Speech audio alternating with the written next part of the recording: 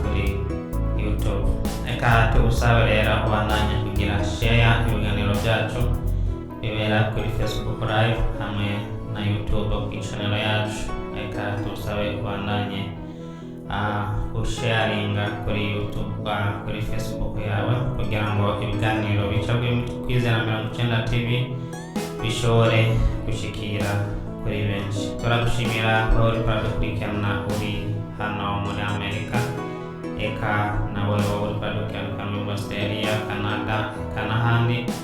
Ubandanye kugira share no gukerageza ibiganiro byacu bibera hano kuri studio yacu. Hano uno munsi rero turi mu kiganiro cy'ugwaruka, turafise umwire wacu yatembereye hano kuri Kwizera 90 TV.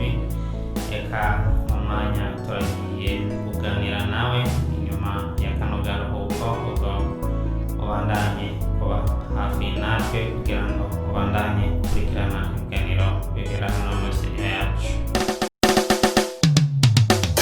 Kwizera 90 TV iragushikiriza ibiganiro bitandukanye, inyigisho z'ugwaruka gwerekana impano zitandukanye kugira uzisangire n'abandi. Kwizera 90 TV irigisha abana ibintu bitandukanye. Kwizera 90 TV turagushikiriza utugenegene eka n'ijambo ry'Imana ku bwinshi. Kwiragiza ibiganiro vya Kwizera 90 TV mu nshuti n'abagenzi. Kwizera 90 TV, Kwizera 90 TV iraguha n'umwanya kugira ngo utange impanuro kugwaruka tutaravye aho uherereye.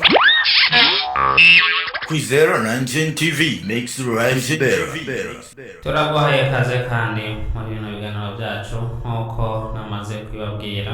Turafise umutumire wacu, reka ndamuhakanya ashobore kubidondora, hanyuma turaza kubandanya tuganira n'ibikurikira.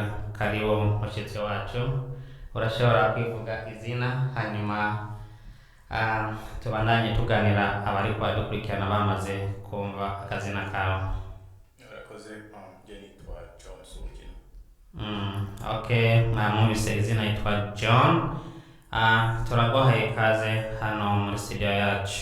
Uno munsi rero tugiye kuganira ku bijanye no gwaruka, eka imirimo, eka n'ibindi tugira bize mu mirimo yacu, eka mbere bishobotse turashobora no gushika ku bisamaza ogwaruka. Mbe John, mukoriki, musanzwe mukoriki canke ni igiki kibagera bize mu bino bihe? Muri bihe nabuze akazi kanje k'imodoka.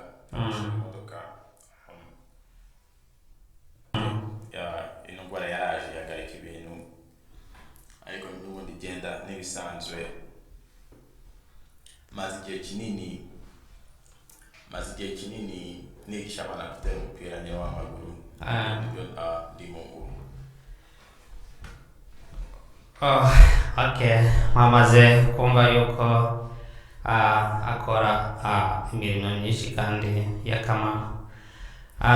Urumva yuko arigisha umupira ugwaruka, eka arakora na business y'imodoka. Ubwo ukeneye kugura imodoka, John ndibaza yuko azoshobora kugufasha. Bazi byinshi bijyanye n'imodoka, azoshobora kugufasha. Ubwo ushobora kurondera inamba yiwe kugira ngo azoshobora kuguha impanuro bijyanye n'imodoka imeze neza. Urazi muri iki gihe tugenda kugura amamodoka ugasanga dupfiriye ko ako kanya kubera tutazi kumenya imodoka nziza ni iyahe cyangwa imodoka ikomeye ni iyahe. Mbe John, tukwaje akabazo gatoya, urashobora kutubwira imodoka nziza waba umaze kubona nziza gusumba izindi uvuga ati ibi yiguze yoshobora kugufasha cyane gusumba izindi? Imodoka ikomeye nyine nzi brand ya Toyota niyo ya mbere. Toyota niyo ya mbere. Jewe ngiri muri Afrika narakunda Toyota, ariko maze gushika hano ndakunda Mazda, ndakunda na Nissan. Okay. Nissan nayo oba uzi irakomera canke ntabwo ikomera? Nissan iruta amamodoka y'Abanyamerika. Amamodoka y'Abanyaziya mu bwinshi aruta amamodoka y'Abanyamerika. ariko nyine gishatse kuzishira ku murongo nyine ya mbere ni Toyota agakurikiraho Honda ya Nissan ikaza kugwa gatatu. Ego mwamaze kumva yuko Toyota ariyo favorite y'imodoka yiwe akunda ikomera, eka najewe no kunyenda musupportinga kubera narigeze kuba ntunga Toyota. Ego mwamaze kumva ibyo akora, eka yakubwiye n'akamaro k'imodoka ikomeye iyo ariyo, eka tumubaze n'utundi tubandanye tuganira. John, murazi yuko agwaruka muri iki gihe usanga dushaka imodoka zizimvye, ugasanga tugura imodoka y'ubwo amafaranga menshi dushaka no kugura nk'amatoyota nk'abiri kubera ugwaruka, bivanye n'uko usanga ugwaruka bakunda ibintu bimeze neza kandi byo kwiryohera mu buzima. Biboneka yuko bamwe usanga bariko baspendinga amahera yabo cyangwa kuyonona. Igiki woshobora kubahanura kugira ngo baze baspendinga amahera yabo neza kugira ngo bazoshobore no kwifashisha mu minsi iri imbere, ayo mafaranga bakayifashisha? Ari igitabo cyitwa ni cy'umunyamerika wa kera cyitwa The King in Babylon. Ni kiza gishobora kwigisha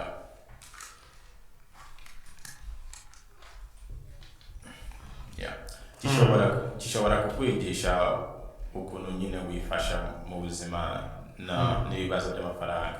Ariko ibyo nabwira umuntu niko mu mafaranga yose winjija nka income ugomba kubika minimum 30%. Okay. Bisugura yuko ofise urose amafaranga 100 ushobora kuspendinga yale yose, ariko ukagerageza kuba wabitse 30%. Ibyo nivyo 30% irashobora kuyabika hanyuma ukayateganiza utubazo twimbere, kubera ukoresheje amahera yose ugaspendinga usanga ubuzima ntiwabugarukiye ngaho, ubuzima burabandanya. Ariko iyo ubandanije uzi yuko waspendeza amahera nabi, ushobora guhura n'imbere ikibazo imbere ugasanga kirakomeye cyangwa kirakugoye. Ubwo rero wewe ubwaruko kwatumviriza utangure kubika, kuziganya 30%, 30% kugira ngo witegure ibibazo by'imbere. Ego John, twamaze kumva yuko uhanurwa kandi urazi ubwenge, urazi ibintu byinshi by'ubuzima. Kuziganya ni ikintu cya mbere gikomeye. Ego none John, mwaba musenga mu kanisa ugwahe cyangwa musenga muri Catholic cyangwa muranywa kayoga cyangwa bimeze gute? Mu rugo nakuriye mu badive kuva ndi umwana, ariko aho ngezeye ntago mfite idini. Anje na madamu wanje tujya ku madini yose dushaka. Ariyo tujya ku idini ya mama wanje ku isabato, cyangwa tukajya ku idini y'umushuti ku cyumweru. Nta kibazo. Ibyabaye mu myaka 19-20 sinzi cyanze kuri ikintu cyambwiye mu mutwe ngo niba ndi umukristo ngomba gusoma Bibiliya yose ndakayiga. So nafase iyo nzira nsoma ibitabo muri Bibiliya. Ntabwo nayimaze, ariko igitabo cya Bibiliya cya kera, New Testament, niyo nasomye inshuro nyinshi. Subiramo sinzi cyabaye. Nahise mba mu madini maze natangira kwiga Bibiliya, na n'ubu ndacyayisoma ku mpamvu zo kuyisoma niyo byankuye mu madini.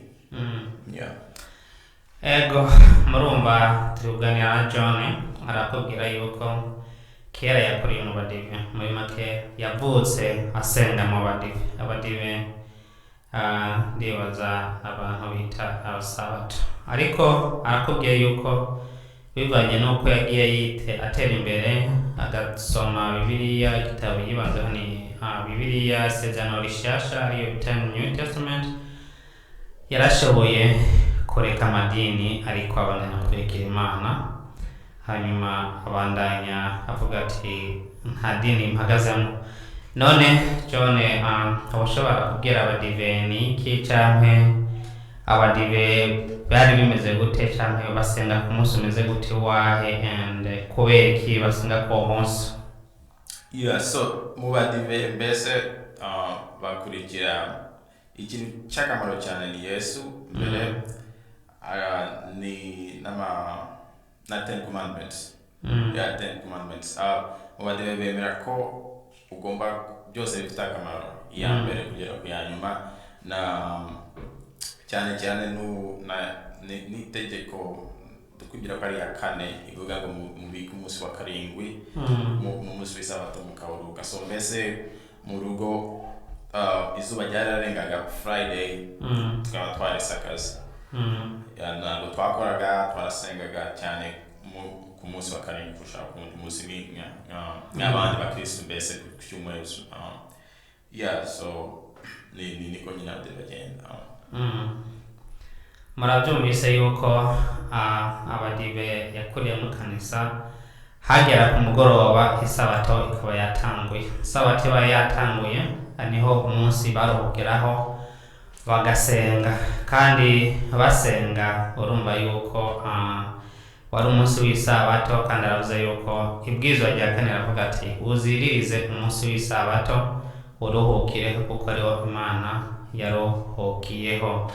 None tukubajije kandi kabazo John, umaze gusoma mugatahura icyo gitabo cya New Testament, ni igiki cyatumye uvuga ati urahebanye n'iby'amadini ugiye kubaho atadini ofise? Okay.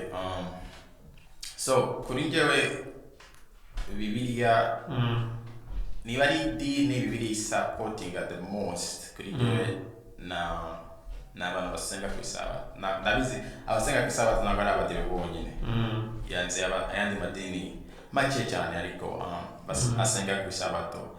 So mbese kubera Bibiliya muri New Testament igenda ivuga, urareba ko Yesu ndabizi abakristo benshi bavuga ko Yesu yaje azana grace rayito ikintu cyacu, grace. Mbabarire. Ndabyo. Grace ni navuga ko ari ubuntu. Ni ubuntu ari Yesu. Mbese kuri njyewe narasomaga ndakabona consistency, ariko nagize ibibazo, nasomye mbabarire tuvuga mu cyongereza nta kibazo. Ni igitabo nagufata ibitabo cyane mu mutwe, ariko araho muri Bibiliya bavuga ko umugore mbese atagomba kuvuga mu rusengero, agomba guceceka umugabo akavuga. Kuri njyewe Bibiliya ni ikibazo. Ni ikibazo. Bibiliya hose mbwira ko Imana ari urukundo. Gushira umugore hasi, gushira ijwi rye hasi, kukomperenga n'umugabo ukuntu nyine Bibiliya ivuga ngo umugore agomba guceceka, byambariye ikibazo. Narasomye Bibiliya, ndabisengera, nasanze ari ikibazo. Ikindi kibazo, sanga Bibiliya ifite contradiction. So Bibiliya iri consistent, we ivuga ko nta muntu tose we don't deserve God's love. Tose turabanyabyaha. So byose Imana ibiduhaye ku buntu, ariko nayo Bibiliya iri consistent itubwira ko umunyabyaha mbese ntabwo azajya ku ishuri, ntabwo azajya mu ishuri. So yariko ari aho Bibiliya igera muri Colossians, irandika ikavuga ngo ntureke umuntu akubwire iby'iminsi iby'amasabato. Muri Colossians n'ahantu hamwe. Bibiliya hose iri consistent, iravuga itware ku itegeko, emera Yesu. Hose iri consistent. Ariko hariya ahantu hamwe ndikumva ni Pawulo yanditse icyo gitabo, aravuga ngo nure ku muntu wakubwiriza iby'amasabato. Narasomye nagiye ndeba muri original Bible. The first translation iva mu Kilatini kujya mu Cyongereza. Iyo bira bayitwa Geneva Bible. Ivuga kimwe narebye muri direct translation yo mu Kilatini. Mu Kilatini ndeba no mu Kigiriki ku ijambo nibyo Paulo yanditse. So njyewe nagize ikibazo kubona iyo contradiction. Njyewe nemera ko Imana ari perfect. Nemera ko Imana itaduha message ifite ama contradiction. So njyewe narabuyemo ni umunsi mba mu bintu by'amadini naratsenze ndabira Imana nzi kubaho uzanyereka inzira. Iyi niyo nzira ndugufata. N'ubundi nemera ko ari wowe wanyeretse iki kibazo. So ndacyategereje mbese. Mamaze kubyumva yuko impamvu yaraje kwigana amadini yuko yasomye ibitabo byinshi, eka kila muntu afise uko atahura, kandi kila muntu afite choice y'idini ashobora kugira kubaho asenga no kugira abandanye gutegura ubugingo bwiwe kugira Imana izobwakira. Yakubwiye yuko ntiyahebye idini kubera adakunda Imana. Oya, arakunda Imana kandi niyo ya mbere, ariko yaragerageje gusoma ibitabo bitandukanye, ariko arasoma cyane mu bitabo Paulo yagiye yandika, araraba yuko ikintu akwiye gukora. Eka avuze yuko kandi yasenze igihe kirekire, aravuga ati asaba Imana kugira imuhe inzira cyangwa imuhe choice ashobora kubandanya abamwo kugira abanezerwa mu buntu bw'Imana kandi abandanye kuzoshika mu ijuru. Ego Jonathan amaze kubyumva. None muri iki gihe hari ugaruka rwinshi usanga ibintu byo gusenga ntibabyitaho, they don't care gusenga, yani bariho n'ubuzima biyumvira yuko aribwo buzima bazokwamaho ibihe byose, ariko ugasanga no guha umwanya nk'iminota 30 guha Imana basanga irabagora. Ni yahe impanuro bashobora guhaguruka kugira ngo nabo nyene bashobore nubwo baba batajya gusenga ariko babandanye bari mu buntu bw'Imana? Icyo nabwira umuntu niko umuntu agomba kugira open mindedness, yani kugurura ibitekerezo. So icyo umuntu agomba kumenya niko umuntu wose uhura mu buzima azi ikintu utazi. So wishize hasi ugaca bugufi kumva icyo umuntu akubwira, uziga ikintu kimwe cy'urukundo. Kandi ku muntu wizera Imana, urukundo ni direct reflection y'Imana mbese.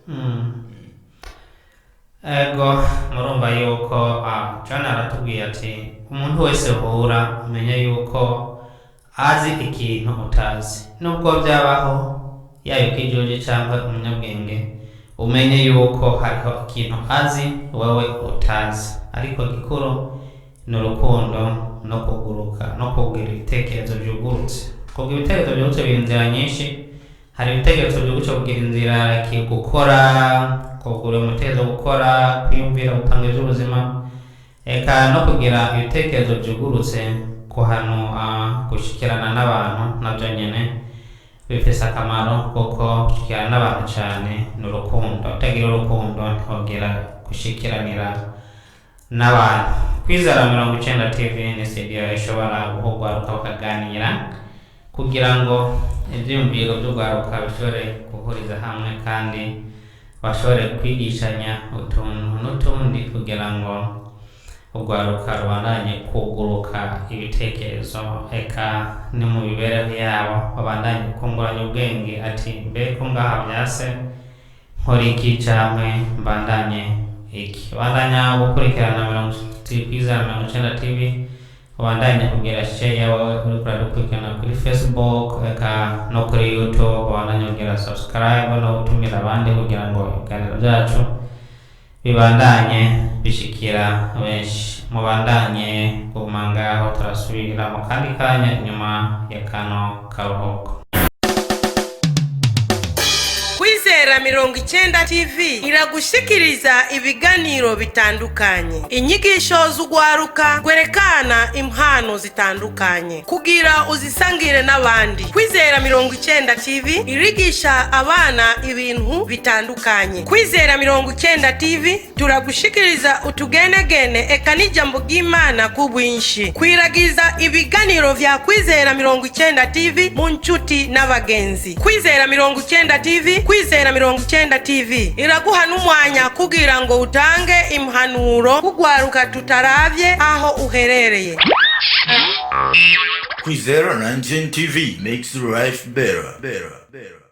90 TV ni TV ishobora kuguha umwanya kugira ngo uganirize ugwaruka eka ushobore no guhanura ugwaruka biciye mu nzira zitandukanye, haba mu mpanuro eka haba no mu ijambo ry'Imana, guhanurana biciye mu ijambo ry'Imana. Eka tumusabe John kugira ngo ashobore kutubwira mbe John ni cyahe gitabo ugwaruka wohanura ugwaruka kugira ngo baze barasoma, noneho bamaze gusoma kugira ngo babandanye kumenya byinshi eka babandanye no gutegura kazoza kabo mu gusoma ico gitabo ni cha. Okay, chapter ni Colossians chapter 2 verse 16. Aravuze ati igitabo mu kwibanda gusoma mu Bakorinto igice ca kabiri uhereye ku murongo wa 16. Ubwo ubandanye gusoma ico gitabo eka niyo bahura n'akabazo kuva bati nasomye ariko ndafise akabazo nashobora kubaza John, wewe twandikire kuri comment, hanyuma tuzokongera tumutumire John tumubwira ati shaka iganiro girira abari kwa gukurikirana ugwaruka, hariho bamwe bafite utubazo so bashaka yuko uwo twishura, eka tuzomugora twongere tumutumira no muri studio yacu kugira ngo ashobore kuza kwishura utubazo tuzoba dufise. Eka tutararangiza kino kiganiro, eka tubanje tumusabe John kugira ngo agire ikintu ashikirije ugwaruka kugira ngo ugwaruka rubandanye kwikebuka mu nzira y'imibereho yabo. John, sorry turakugoye gatoya ariko ubandanye kwihangana, ariko turashaka urabona ugwaruka ruri mu bintu bisamaza byinshi muri iki gihe, ni yahe advice washobora guha ugwaruka kugira ngo rubandanye kuva mu bisamaza ahubwo biteho Imana eka n'ibindi bishobora kubagirira akamaro mu buzima bwabo? Iki nabwira umuntu cyambere kuri njyewe nibyo nize mu buzima, niko wise ikintu tuvuze nk'umuntu w'umudokiteri, umuntu ni umudokiteri kubera aba yarize ikintu akakimetereza, ni the profession, ni ikindi kintu ushobora kwiyizina. n'ubukristo niko bumeze. Ubuze uri umukristo genda ufata iyo Bibiliya wiyige yose, ntugire ubute kubera ntabwo kujaginga, ariko iki ni ikintu kizagufasha cyane. Uzagenda usome New Testament, Old Testament, umenye icyo kwizera muri byose nyine. Wari ugiye hanze ukavuga umukristo utazi igitabo cyawe na dukumva ari ikintu ubu dukora besha kandi ni biba kubesha. Murabyumva yuko ubukristo ntabwo ushobora kuvuga ngo uri umukristo kandi uzi yuko ubivuga ku izina uri umukristo. Ikintu gituma kikugira ubukristo ni uguheba ibibi ukasoma bibiliya eka mbere ukayigisha n'abandi korana dogiteri agenda kwiga ibintu agenda gukora ibintu yabanje kubyiga kambere hari n'ibyo usanga yarabyize ariko atabizi ariko akabimetiriza kujya biri kugira ngo abandanye ko habizi kuko ntabazi icyo azohura imbere n'iki ubwo John aravuze ati kuba uvuga ngo uri umukiristo ariko atakintu ukora kujyanye n'ubukiristo ntabwo biri byo kuba uriko uraduhenda ati uri umukiristo nimba uri umukiristo ukora ibijyanye n'ubukiristo use n'abakiristo kandi umenye n'icyakugeza ubukiristo ni iki kuko bivanye uriko urasoma bibiliya uriko aba ari icyo ukarondera kuko urabona ko ubukiristo ukareba ibibi umenye ikibi n'icyiza ni iki kandi umenye kazoza yawe witegure gute haba iyo mu isi eka haba iyo mu ijoro uyimenya kuko wasomye wigishijwe kandi wahagaze mu bukiristo bwawe bivanye n'ibyo wagiye usoma ugatahura eka John twamaze kumva yuko wakunze igitabo cya New Testament cyane mbega ndibaza yuko Old Testament yibaza ngo waraciyeho na gatoya ni igiki woba utashimye muri Old Testament cyangwa ni igiki gituma wibanda cyane kuri New Testament? icyamuze nanjye nsome New Testament yose mu bwinshi ni kubera niyo ntoya natangiye ku gice gitoya n'ikindi kintu yewe nkunda umugani wa Yesu cyane ni kuri njyewe ni the greatest story of history is it nkunda cyane iriya umugani wa Yesu nashatse kusoma numva nyine ibintu muri details so nkunda cyane amaparables ya Yesu ariko muri Old Testament nagiye soma ibitabo nabazaga advice mu bantu nzi bakuru nzi bandusha nk'abapastor usanga umuntu nzi asenga yabaye ubuzima bwinshi umuntu akuze kundusha so ndabaso muri Old Testament igitabo njyewe nkunda nasomye igitabo nemeye cyane ni Proverbs, Psalms, Isaiah, Daniel ni igitabo kingufu cyane kifite ni kimwe nka mubwahishuwe usanga bivuga ikintu kimwe cyane ibyo bitabo n'ibitabo bitandatu bya mbere bya Bibiliya Genesis kugera kuri Numbers ago yamaze kumva yuko ntabwo yagize impuza yaretse gusoma Old Testament ariko yakunze New Testament kubera ivuga cyane imigani ya Yesu kandi yigisha n'imibereho ya Yesu y'ibyo yakoze hano ku isi eka history ya Yesu cyane arakubwira yuko n'igitabo cya Daniel ari igitabo cy'ingirakamaro cyane ushobora gusoma kikagufasha mu buzima. Aravuze n'ikindi cyiza cyane aravuze ati yaragerageje gusoma ibitabo ariko aragerageza no kurondera umuntu amusunze ubwenge ashobora kuza aramuhanura mu gusoma ibyo bitabo byiwe. Urashobora gusoma ntutahure kandi wasoma kandi uzi no gusoma. Ubwo rero urashobora gusoma udatahukiwe arashobora kurondera undi muntu agusunze ubwenge cyangwa agusunze ibintu cyangwa umuntu ari we wese ugamubaza ati ahantu sitahukiwe ati bimeze bite ugatahura kubaza gutera ukumenya. Ubwo rero n'ikindi urazi yuko mu buzima iyo ugize umugenzi udashobora kuguhanura nta mugenzi yaba arimo ahubwo aba ari ugufasha kubona mu buzima bwawe. Rero mu buzima cyangwa mu mibereho gerageza kugira abagenzi beza bashobora kugufasha mu buzima cyangwa mushobora gufashanya mu buzima. Rekana n'abantu bagendera mu nzira z'ibibi ahubwo bahanure kugira bazivemo. Eka nawe wongere ugerageze kubiyegereza cyane kugira ngo ubagarure, kuko nibo kazoza kawe k'ejo, nibo bagenzi bawe b'ejo, ntumenye izo muhurira, nibo umuryango wawe w'ejo, ntumenye izo muhurira.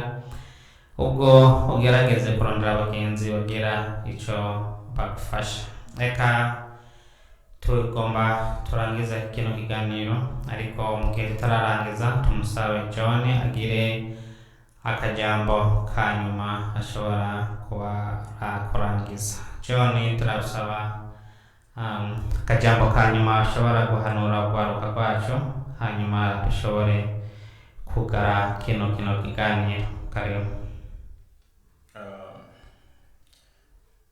Ashaka kubwira abantu ko bagomba kwicara n'abandi bantu bakaganira ibintu by'akamaro nk'ubukristu, ibintu by'urukundo, abantu bagomba kwicara n'abakaganira. Mu bwinshi twicara mu maso tukareba amateleviziyo cyane, umuntu agomba kwicara n'undi muntu ku maso bakaganira ibintu by'akamaro. Ego mwamaze kubyumva, cyangwa nyuma babwiye yuko ni kwiyegereza abantu mukaganira, mukicara mukaganira. Nubwo dukunda amateleviziyo, ariko hari na byinshi bica kuri televiziyo bitari byiza, ariko kubwira umugenzi televiziyo ushobora gukira cyangwa ukazimira cyangwa ukakwigisha ibintu bitari byo. Ariko kuganira n'abantu abashaka kubwira ati nubwo kiriya kintu kibona hano kuri televiziyo ntabwo ari cyiza, ahubwo rero yegereze n'abantu bashobore kuganira. Umenye yuko n'irya televiziyo ikorwa n'abantu, ishyirwamo porogaramu n'abantu, amafilime n'abantu bashyiramo. Rero abo bantu si ukuvuga ngo bose muri beza cyangwa ngo murahoje byumviro, reka hariho n'abazimiza, reka hariho n'ibindi byiza bihanura n'ibindi bidahanura. Ubwo rero kugira ngo ugire umugenzi televiziyo iyo ndondera n'abantu benshi bashobora gufasha mu mpanuro. Turagushimira wowe wakora gukurikirana kino kiganiro. Turashimira John yashoboye guhanura urwaruka. Ndibaza neza yuko washoboye kuhigira ikintu muri kino kiganiro. Turabana tugushimira wowe igoye kubana natwe, bandanya kugera share kuri Facebook cyangwa kuri YouTube kugira ngo ibiganiro byacu bizoshobore gushika kuri benshi. Turashimiye John washoboye kubana natwe muri kino kiganiro. Ubwo reka ndaguha ukuboko, karibu kandi no hanyuma tuguteye akamo twakwitura ati ngwino ushobore kuganugaruka, uzashobore gushika hano wigore kugira ngo uhanure urwaruka. Turagushimira cyane ukuntu wigoye. Reka turashimira n'abandi bashoboye kudukurikirana hano kuri Kwizera 90 TV. Ubwo mubandanye mubana natwe kwa ibiganiro, tutafite ibiganiro bikurikira. Reka mubandanye no kudusapotinga, mugire umunsi mwiza, murakoze. Kwizera 90 TV iragushikiriza ibiganiro bitandukanye, inyigisho z'ugwaruka, kwerekana impano zitandukanye kugira uzisangire n'abandi. Kwizera 90 TV irigisha abana ibintu bitandukanye. Kwizera 90 TV turagushikiriza utugenegene eka n'ijambo ry'Imana ku bwinshi. Kwiragiza ibiganiro vya Kwizera 90 TV mu nshuti n'abagenzi. Kwizera 90 TV, Kwizera 90 TV iraguha n'umwanya kugira ngo utange impanuro kugwaruka tutaravye aho uherereye. Kwizera 90 TV makes life better.